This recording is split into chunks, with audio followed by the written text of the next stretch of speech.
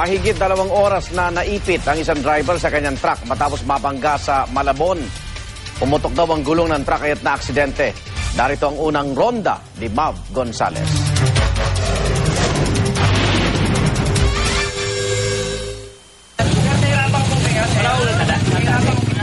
Sugatan ng isang lalaki matapos bumangga at maipit sa minamaneho niyang truck pasado 6:00 kagabi.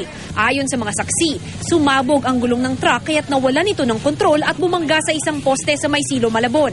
Sa tindi ng pagkakaipit, natagalan bago nailabas ng truck ang driver na kinilala lang bilang Charlie. Yung driver, delikado ang lagay.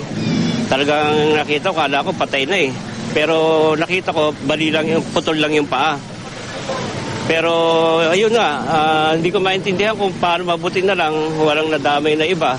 Tumusok daw ang silinyador sa binti ng driver at kinailangan pang lagyan ng oxygen mask habang nire-rescue.